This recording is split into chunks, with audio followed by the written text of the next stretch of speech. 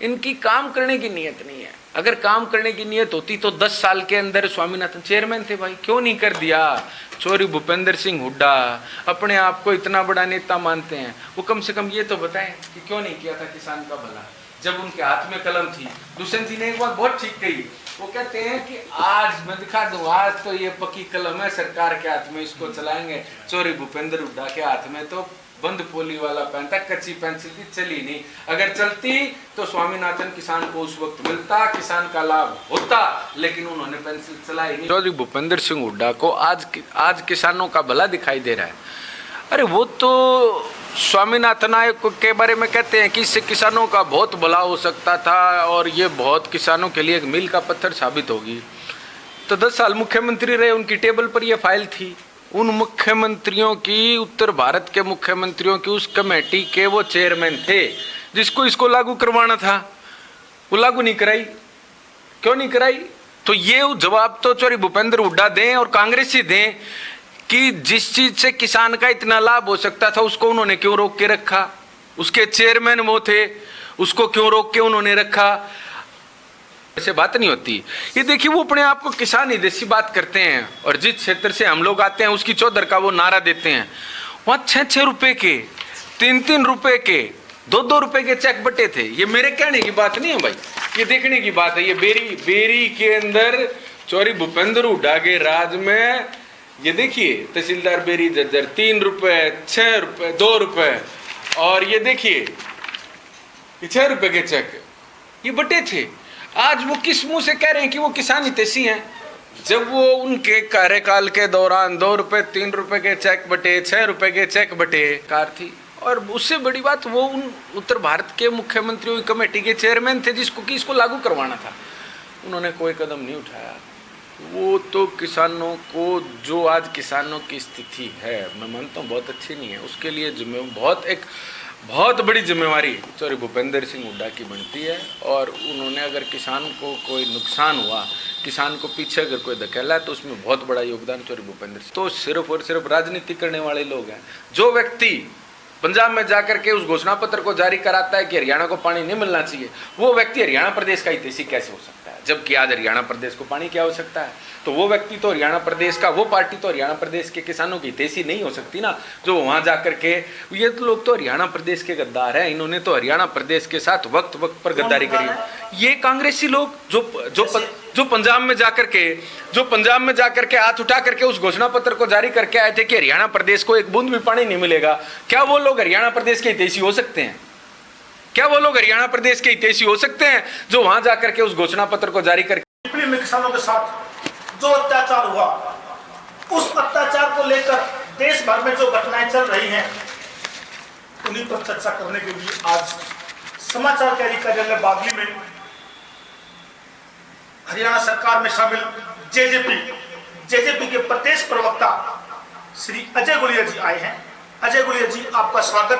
धन्यवाद राजेश भाई साहब, आपका स्वागत है। विस्तृत में ना जाकर अभी जो किसानों के साथ जो घटना पिपली में हुई है, आप उससे वाकिफ हैं। किसानों के जो अध्यादेश पास किए गए हैं, उसका विरोध पूरे हरियाणा में हो रहा है।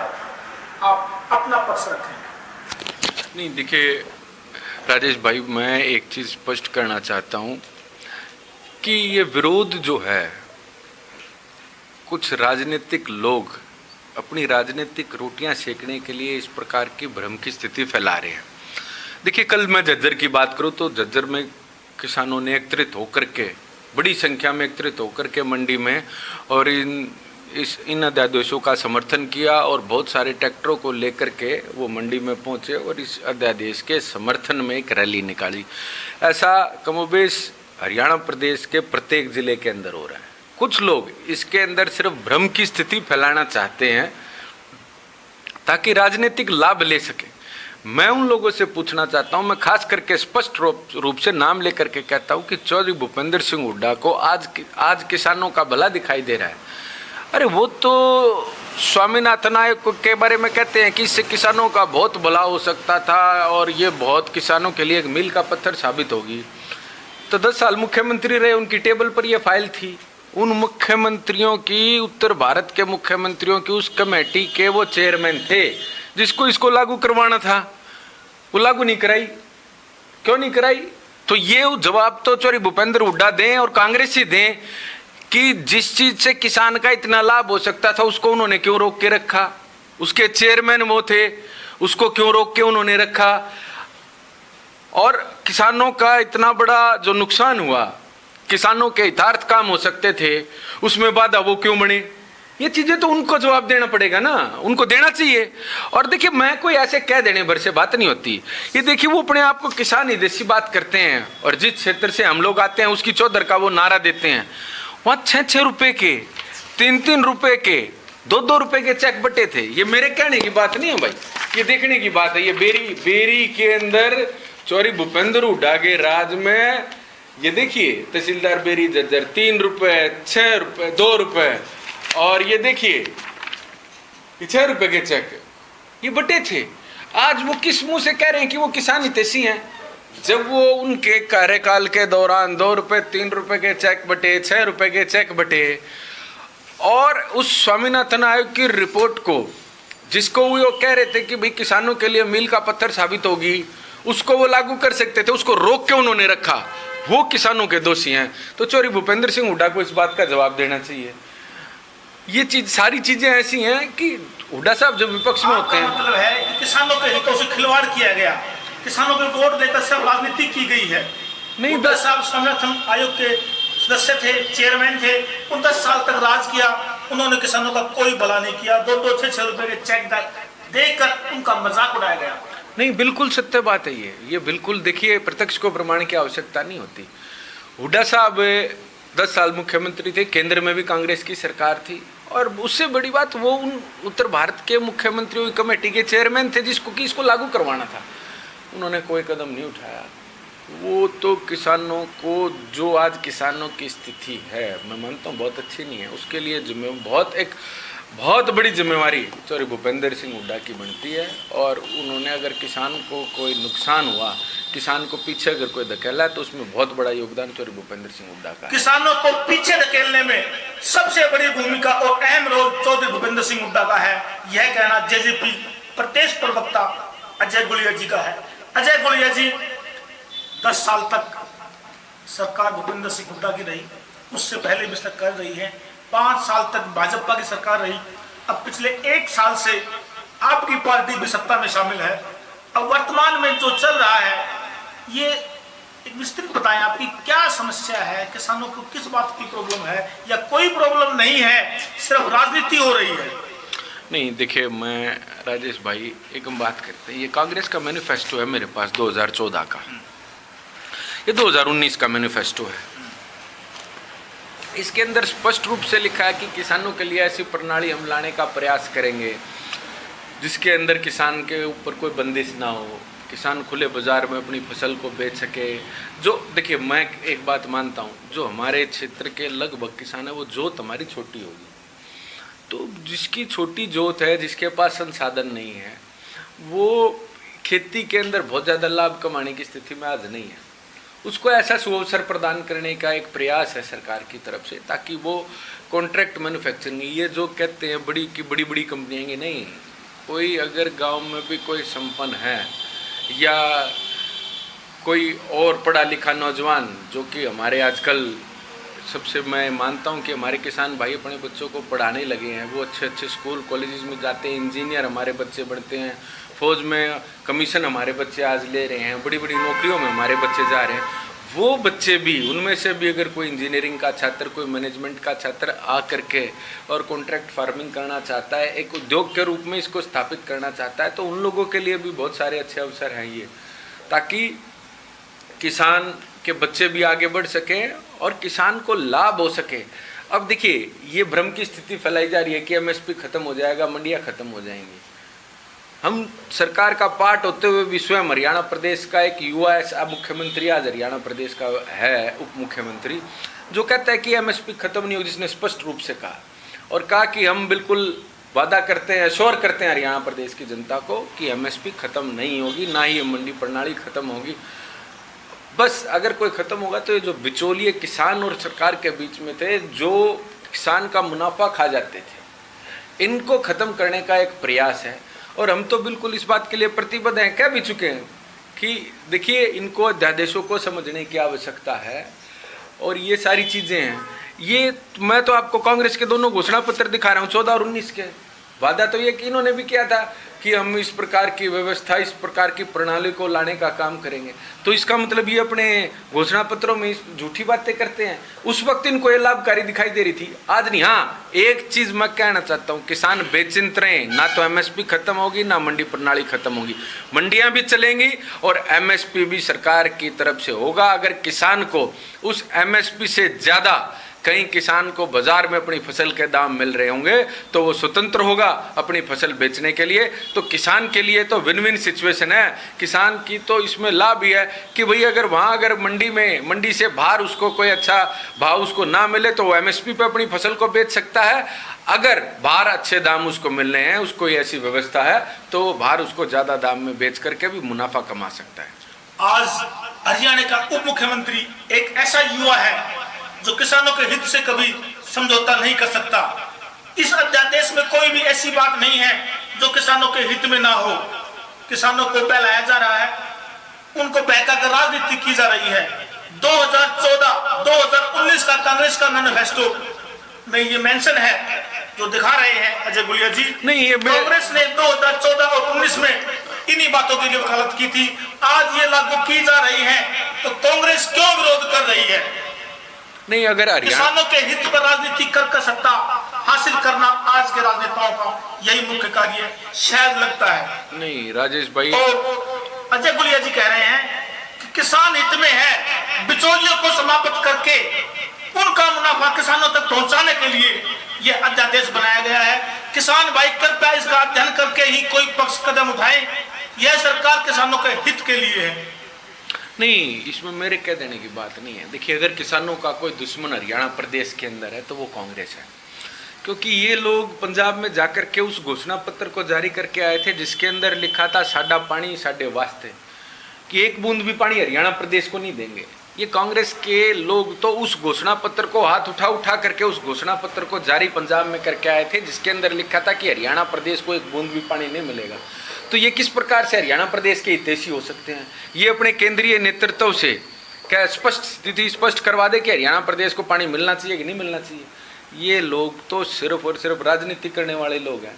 जो व्यक्ति पंजाब में जाकर के उस घोषणा पत्र को जारी कराता है कि हरियाणा को पानी नहीं मिलना चाहिए, वो व्यक्ति हरियाणा प्रदेश का हितैषी कैसे हो सकता है? जबकि आज हरियाणा प्रदेश को पानी की आवश्यकता है।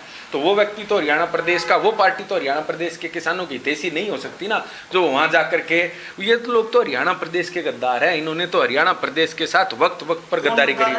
ये कांग्रेसी लोग जो पंजाब में जाकर के हाथ उठा करके उस घोषणा पत्र को जारी करके आए थे कि हरियाणा प्रदेश को एक बूंद भी पानी नहीं मिलेगा, क्या वो लोग हरियाणा प्रदेश के हितैषी हो सकते हैं?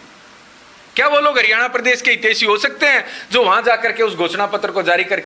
तो सारी हरियाणा प्रदेश के मेरे भाइयों को, किसान भाइयों को सोचनी चाहिए और सोचनी भी पड़ेगी कि देखिए, छोटू राम जी एक बात कहते थे, अब मेरे भोले किसान दो बात मेरी मान ले, एक बोलना सीख ले और एक अपने को पहचान ले। तो ये लोग आपके हितैषी, आपके अपने नहीं हो सकते। 3 रुपए के चेक देते हैं और कहते हैं मैं किसानों का हितैषी हूँ। एक पंजाब में जाकर के आपके खिलाफ जो घोषणा पत्र है उसको जारी करता है, तो ये लोग आपके हितैषी नहीं है। ये लोग आपके हितैषी नहीं है। जेजेपी किसानों का हितैषी है? नहीं। देखिए, आज एक नई व्यवस्था, जब हम लोग सरकार में शामिल हुए तो लोग किस प्रकार की, ये कांग्रेस के लोग किस प्रकार से तिल मिलाए। हमने उस दिन स्पष्ट किया था कि हम लोग हैं जो हमने जनता के साथ वादे किए हैं, वही हमारी शर्तें हैं, वही हमारी शर्तें हैं भाजपा के सामने कि हम लोग तो जेजेपी ने भाजपा के अगेंस्ट लड़ा था। नहीं राजेश भाई, मैं उसी बात का जवाब दे रहा हूँ।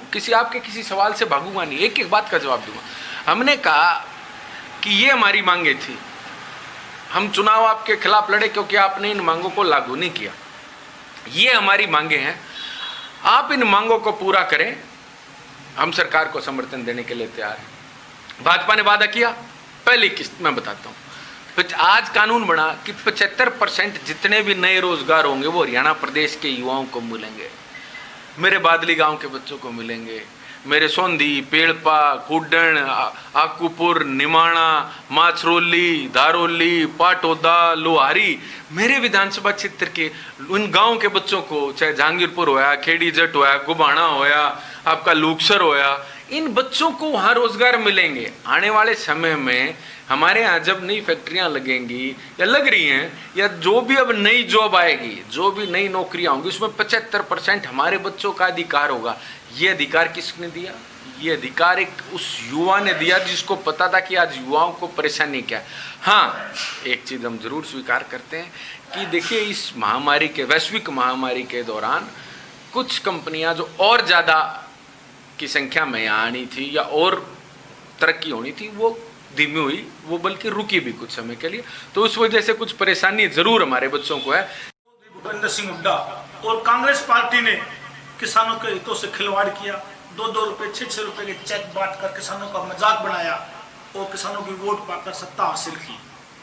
अभी 1 साल से जेजेपी भाजपा के साथ मिलकर हरियाणा में सरकार चला रही है। सरकार ही कह सकते हैं, सरकारी है। अब जो पीपली में किसानों पर लाठीचार्ज हुआ है, एक किसान की टांग में फ्रैक्चर भी, फोटो बार-बार दिखाते जा रहे हैं। जब सरकार जेजेपी की है तो किसानों की रक्षा या आम जनमानस की रक्षा करना भी सरकार की जिम्मेवारी है। एक भाई जाकर किसान के घर ये बोलता है कि ये लाठीचार्ज इस किसान पर नहीं, देवीलाल परिवार पर है, और एक भाई सत्ता में राज कर रहा है, तो ये भी तो राजनीति है। ये तोरा खेल क्यों? देखिए राजेश भाई, आज राजशाही नहीं है, आज लोकशाही है। तो हर लोकशाही के अंदर हर व्यक्ति का अपना, हर कोई मंत्री हैं, चाहे दुष्यंत जी आज डिप्टी चीफ मिनिस्टर हरियाणा के अंदर हैं, डिपार्टमेंट हैं अपने अपने। तो जहाँ भी किसी भी स्तर पर अगर कोताही हुई तो हम उसकी कड़े शब्दों में निंदा करते हैं। जांच होनी चाहिए, कोई भी नहीं, जांच होगी, लेकिन राजनीति नहीं होनी चाहिए। नहीं, दोषी बख्शा नहीं जाएगा, कोई भी दोषी हो, उसमें दोषी कोई भी हो। जेजेपी में और कांग्रेस में मुझे कोई अंतर नजर नहीं आया। आपने कहा 10 साल पहले हुड्डा और कांग्रेस ने राजनीति की, अब आप भी तो वही कार्य कर रहे हो। सत्ता में एक तरफ बैठे हुए हो, दूसरी तरफ जाके बोलते हो कि ये लाठी देवीलाल परिवार पे लगी है। बिल्कुल नहीं कह रहे हैं भाई। देखिए, मैं वही चीज, इसी चीज के हम पक्षधर हैं। गलत काम कोई नहीं होना चाहिए, अगर कुछ गलत हुआ है तो उसकी जांच होनी चाहिए, और जांच होगी। हरियाणा प्रदेश के उप मुख्यमंत्री ने की जांच होगी, और जांच होगी भी, चाहे वो कोई अधिकारी या कोई भी बड़े स्तर पर इसके लिए दोषी है, तो उस पर सबसे मुख्यमंत्री बने हैं, भाजपा से सरकार मिलाकर चला रहे हैं। कुछ जनता में उनके प्रति धारणा कुछ बदली है शायद, या नहीं? देखिए, अब लोग जो इस बात को बारीकी से समझते हैं कि दुष्यंत जी का काम करने की क्या प्रणाली है, वो दुष्यंत जी की बात से सहमत हैं।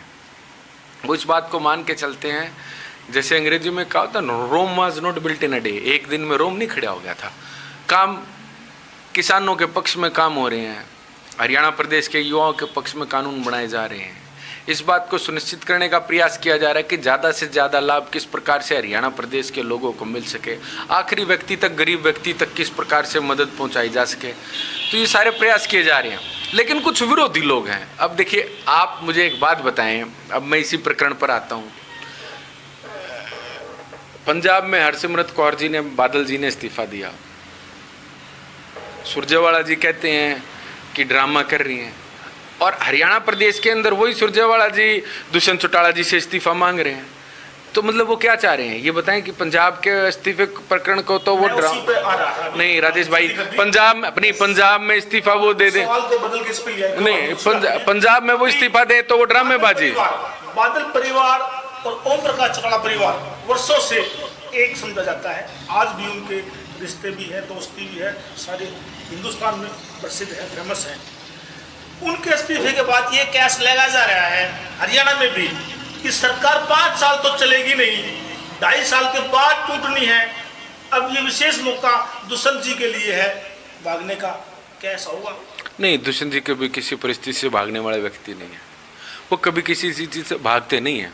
एक चीज़ आप मुझे बताएं, अगर आपने हरसिमरत कौर बादल जी का रेजिग्नेशन के बाद का स्टेटमेंट आपने सुना हो, तो उन्होंने स्पष्ट रूप से ये कहा कि देखिए, मैं मानती हूँ कि ये अध्यादेश किसान के खिलाफ नहीं है। एक मिनट। अभी किसान के साथ अगर कोई अन्याय नहीं हुआ, अध्यादेश में कोई गलती नहीं है, तो उन्होंने इस्तीफा क्यों दिया? अब मैं आपकी उसी बात का जवाब दूंगा ना। तो उन्होंने ये ज़रूर कहा कि देखिए आज किसानों की, मैं ये हरसिमरत कौर बादल जी की स्टेटमेंट को कोट कर रहा हूँ। उन्होंने कहा कि ये अध्यादेश मैंने भी पढ़े हैं, मतलब उन्होंने पढ़े हैं, और इसके अंदर किसानों के खिलाफ कुछ नहीं है, किंतु किसानों के बीच में एक भ्रम की स्थिति है। वो सरकार से चाहती है कि पहले इस भ्रम की स्थिति को दूर किया जाए जो कि विपक्ष द्वारा फैलाई जा रही है। अन्यथा उन्होंने इस बिल को पढ़ा, ये बात तो जायज नहीं है नहीं, कि इस्तीफा देकर ये बोलना कि भ्रम की स्थिति, सरकार में रहकर प्रसार के साथ उन लोगों के द्वारा भ्रम की स्थिति दूर की जा सकती थी। उन्होंने स्पष्ट कहा है किसानों के हित के लिए हम कभी पीछे नहीं हटेंगे और इसीलिए इस्तीफा दिया है। राजेश भाई, दो और दो चार होते हैं, वो आपके लिए भी चार होते हैं और मेरे लिए भी चार होते हैं। मैं तो कहता हूँ प्रत्यक्ष को प्रमाण की आवश्यकता नहीं। आप हरसिमरत जी का वो बयान निकलवाएं, उन्होंने स्पष्ट रूप से कहा, मैं कोट कर रहा हूं, उन्होंने कहा कि किसानों के बीच में भ्रम की स्थिति है और जो कि विपक्ष द्वारा फैलाई जा रही है, पहले इसको दूर किया जाए तब यह अध्यादेश लाए जाए। क्योंकि देखिए पंजाब की राजनीति अलग है, हरियाणा प्रदेश की राजनीति अलग है। तो अब उन्होंने क्या सोच करके इस्तीफा दिया है वो तो मैं उस बारे में तो मैं नहीं कह सकता, लेकिन मैं उनके बयान को जरूर कोट कर रहा हूँ जो उन्होंने कहा कि किसान को पहले ये अध्यादेश समझने चाहिए। अब क्या है, अब स्थिति ये है कि जैसे आज से अगर आप 5-6 दिन पहले की बात करेंगे तो लोगों में दिखाई दे रहा था, रोष दिखाई दे रहा था, लेकिन कल मैंने झज्जर में देखा जिस प्रकार से उत्साहित होकर के किसान ट्रैक्टर लेकर के पूरे मंडी के उन्होंने चक्कर लगाए। अब उनको समझ में आने लगी है कि देखिए, और मैं एक चीज़ और कहता हूँ कि इसके अंदर अगर कोई ऐसी चीज़ है जिससे किसान को ज़्यादा लाभ नहीं होगा तो हरियाणा प्रदेश की सरकार किस लिए है? आपका बेटा, आपका भाई दुष्यंत चौटाला सरकार में किस लिए है? वो वादा करा है अगर कोई अल्ट्रेशन इसके अंदर करनी पड़ी, कोई प्रोविजन सरकार की, प्रदेश की सरकार की तरफ से है तो वो जरूर करेंगे। इस प्रकार के बिल में कुछ चीज़ें प्रदेश की सरकार के ऊपर छोड़ी जाती हैं कि वो क्या सुविधाएं किसान को देना चाहते हैं। हम लोगों के बीच में वादा करते हैं कि वो सारी सुविधाएं जिससे किसान को लाभ होगा, किसान को देने का काम करेंगे। अगर कुछ अल्ट्रेशन से किसान को लाभ हो सकता होगा वो देने का काम करेंगे। किसी भी सूरत में ना तो मंडी और ना ही एमएसपी के साथ समझौता होगा। ये हमारा किसान के साथ वायदा है और हम इस चीज को अश्योर करना चाहते हैं कि जो लोग उनके बीच में आकर के ये कहें कि एमएसपी या मंडियां समाप्त हो जाएंगी, आप उनको बेचिंत होकर के, बेखौफ होकर के बात कहें, ना तो मंडियां समाप्त होंगी ना एमएसपी समाप्त होगा। क्या दुष्यंत चौटाला पंजाब बादल परिवार के रास्ते पर आकर हरियाणा में सरकार से इस्तीफा देंगे और किसानों के हित के लिए क्या करेंगे? नहीं राजेश भाई, जब तक दुष्यंत जी को ये लगता है कि वो हरियाणा प्रदेश के लोगों ने जो उन पर विश्वास जताया है वो उसके साथ न्याय कर रहे हैं, हमारे किसानों के साथ, हमारे मजदूरों के साथ, हमारे कर्मचारियों के साथ, एक आम हरियाणवी के साथ कोई अन्याय नहीं हो रहा है, हम लोग सरकार में हैं। जब कभी भी ऐसी कोई स्थिति आएगी कि जब दुष्यंत जी को ये लगेगा कि जो विश्वास और भरोसा हरियाणा प्रदेश के लोगों ने उन पर जताया था वो उसके साथ न्याय नहीं कर रहे, तब स्थिति अलग होगी। आज जब तक न्याय हो रहा है, जब तक ये सोच, जिस सोच को लेकर के हम चले थे कि हरियाणा प्रदेश के युवाओं के लिए क्या कर सकते हैं, हरियाणा प्रदेश के किसान के लिए, बुजुर्ग के लिए, माताओं के लिए, बहनों के लिए हम क्या कर सकते हैं, जब तक उस स्थिति के, जब तक उन वायदों के साथ न्याय करेंगे हम लोग सरकार के साथ हैं। आपके हिसाब से अध्यादेश ठीक है कि किसान के हित में है, हित में नहीं है? नहीं देखिए, मैं राजेश भाई, हम एडमेंट लोग नहीं है किसी चीज़ को लेकर के कि एडमेंट हो जाए। ये चीज़ें हैं जो प्रथम दृष्टया आज दिखाई दे रही हैं कि इससे किसान को लाभ होगा, लेकिन अगर इस प्रकार से कोई और भी इसके अंदर मॉडिफिकेशन करनी पड़े ताकि किसान को और लाभ हो सके तो सरकार इसके लिए तैयार है और होना भी चाहिए। क्योंकि किसी चीज़ को इम्प्लीमेंट करने के बाद ही आपको मालूम होता है कि भाई इस चीज़ से हम ये लाभ हमने लिया, इससे और लाभ, वो अंग्रेजी में कहा होता है मैक्सिमम यूटिलाइजेशन ऑफ रिसोर्सेज। तो अगर कहीं कुछ कमी रहे, कोई अल्ट्रेशन करके और किसान को लाभ देने की स्थिति होगी तो राज्य सरकार उसके लिए कोई एडमेंट नहीं है, राज्य सरकार उसके लिए तुरंत से इसमें प्रावधान भी करेगी। पूरे विपक्ष के द्वारा, चाहे वो इनेलो है, चाहे कांग्रेस है, या जो भी हरियाणा में विपक्ष है, दुष्यंत चौटाला को सीधे सीधे टारगेट किया जा रहा है। मैं तो कहूंगा कि दुष्यंत चौटाला से सोशल मीडिया और मेन स्ट्रीम मीडिया के माध्यम से इस्तीफा मांगा जा रहा है, जबकि हरियाणा में भाजपा सरकार पर कोई उंगली नहीं उठाई जा रही। ना तो मुख्यमंत्री से इस्तीफा मांगा जा रहा है, ना मुख्यमंत्री को और गृह मंत्री तक को इसमें वादी समझा जा रहा है। ये दुष्यंत को ही क्यों? ये एक जो बहुत बड़ा जनता का सवाल मैं आपके माध्यम से जानना चाहता हूँ इसका। देखिए संजय भाई, मैं चाहता हूं कि एक आम कार्यकर्ता, जननायक जनता पार्टी का एक आम आखिरी पंक्ति में खड़े हुए कार्यकर्ता की तरह इस बात का जवाब दूं। ये मेरे लिए गौरव की बात है, ये मेरे लिए गौरव की बात है, ये मेरे लिए खुशी की बात है कि एक 31 साल के युवा को हरियाणा प्रदेश के लोग उनसे आशा कर रहे हैं। लोगों को लगता है कि उनके अगर कोई हितार्थ काम कर सकता है तो एक 31 साल का नौजवान, उनका भाई, उनका बेटा कर सकता है।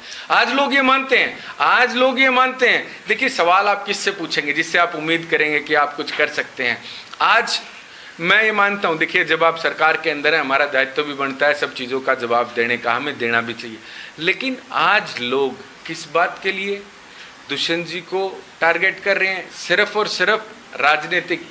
जिस व्यक्ति का कद आज हरियाणा प्रदेश के युवाओं का रूप में, एक प्रेरणा के रूप में लोग उसको मान रहे हैं। ऐसा कोई छुपा हुआ एजेंडा तो नहीं है कि जो विपक्ष है वो दुष्यंत की बैसाखी के सहारे सरकार गिरा करके और अपनी स्वयं की सरकार बनाना चाहता है, और इसमें कहीं जजपा की कहीं ना कहीं जो विरोधी स्वर आ रहे हैं, जैसे देवेंद्र बबली है, गौतम के बयान को लेकर के, या दिग्विजय सिंह की नाराजगी की अफवाहें भी काफी सोशल मीडिया पर चली थी अजय जी, कहीं ऐसा तो नहीं है कि इसमें एक धड़ा जो कांग्रेस के साथ या विपक्ष के साथ मिलकर के सरकार को गिरा करके और अपनी सरकार बनाने की मंशा, इस तरह का कुछ षड्यंत्र?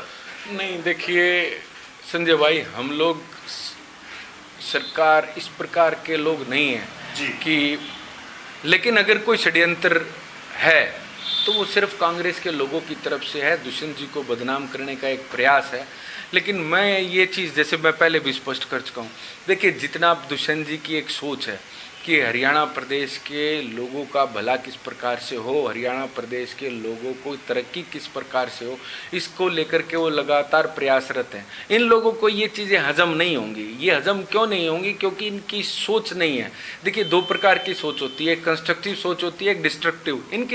इनकी काम करने की नीयत नहीं है। अगर काम करने की नीयत होती तो 10 साल के अंदर स्वामीनाथन चेयरमैन थे भाई, क्यों नहीं कर दिया?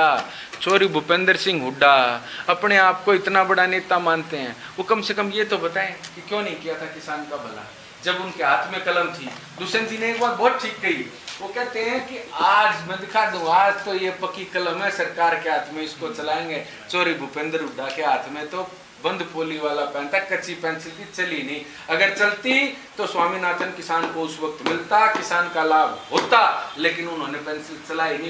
मैं अपने विचार में ये कहना चाहता हूं कि दुष्यंत चौटाला जी की जो बैकग्राउंड है, जिस परिवार से वो आते हैं, उस परिवार से और दुष्यंत से किसान वर्ग, जमींदार वर्ग बहुत उम्मीद रखता है, और उन उम्मीदों से आज खिलवाड़ ऐसा समझा जा रहा है कि हो रहा है, या उस वर्ग को लगता है कि दुष्यंत ने भाजपा में मिलकर उनके हितों को गिरवी रख दिया, या उनको लगता है कि सरकार में मिलकर ठीक नहीं किया। तो वो वर्ग जो उनके दादा, उनके परदादा, उनका परिवार जिस वर्ग के आधार पर चुनाव लड़ता है, जो उनका एक बहुत बड़ा वोट बैंक है, उसमें कहीं ना कहीं नाराजगी है। इसी सोशल मीडिया पर इसीलिए सरकार से हटने का दबाव बना रहे हैं, और राजनीति भी हो सकती है, विपक्ष भी इसमें अपना सरकार गिराने का। एक बात और तय है जो मुझे लगता है, अगर सरकार से दुष्यंत हटते हैं तो सरकार या तो भाजपा की ही बनेगी, वो चुनाव होंगे, और दूसरा मुझे कुछ नजर आता नहीं। अजय जी आपका क्या कहना है?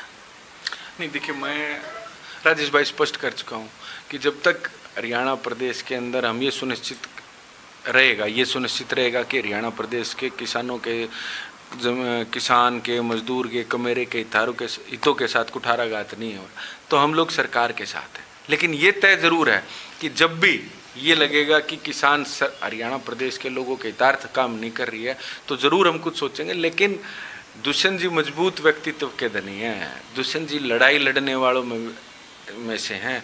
वो लड़ाई लड़ कर के, नहीं तो इतने कम समय में जब लोग ये कहते थे कि 100-200 युवाओं का टोल है, उन्हीं हरियाणा प्रदेश के लोगों ने, माताओं ने, बहनों ने दुष्यंत को अपना भाई समझ करके, माताओं ने दुष्यंत को अपना बेटा समझ करके, और कहाँ पहुँचा दिया, उनके विश्वास पर खरा उतरा। राजनीतिक परिस्थितियों का एक खेल है, 9 सीट लेकर उप मुख्यमंत्री बनना भाग्य का भी 10 सीट लेकर 10 सीट लेकर हरियाणा का मुख्यमंत्री बनना और उप मुख्यमंत्री बनकर भी मुख्यमंत्री की भूमिका अदा करना, ये तो उनका भाग्य में एक कह सकता हूँ कि बहुत बड़ा गॉड गिफ्ट है। वरना तो 10 सीट लेकर इतना बड़ा पद हासिल करना ये भाग्य की बात है। कल हरियाणा में चक्का जाम का ऐलान है। अंत में आपसे एक ही सवाल है कि कल चक्का जाम को रोकने के लिए सरकार के क्या इंतजाम है और समाचार पहले आपके पर्सन्स को पार्टी के लोगों के लिए क्या संदेश है? राजेश भाई, ये लोगों का लोकतांत्रिक अधिकार है, चाहे इसके अंदर विपक्ष के लोग शामिल हैं, चाहे वो कोई भी हैं, उनका लोकतांत्रिक अधिकार है, उनको अवेल करना चाहिए। मैं एक अपील ज़रूर करूँगा उनसे कि देखिए, इस महामारी के दौरान कुछ लोग संक्रमित ना हो जाएं, तो वो उनका डेमोक्रेटिक राइट है, वो करें। लेकिन एक अपील आप भाजपा वालों से लेकिन कार्यक्रमों में बहुत ज्यादा ध्यान रखना नहीं, ये तो सभी के लिए है कि भाई इसके दौरान जो गाइडलाइंस हैं, एमएचए की गाइडलाइंस हैं, उनको फॉलो किया जाए। बाकी ये उनका डेमोक्रेटिक राइट है, वो करें। लेकिन जो गाइडलाइंस हैं जिससे इस वैश्विक महामारी के दौरान बचा जा सके, उन चीज़ों को बिल्कुल ध्यान में रखते हुए, और अगर कोई करना चाहता है तो करे। ओके।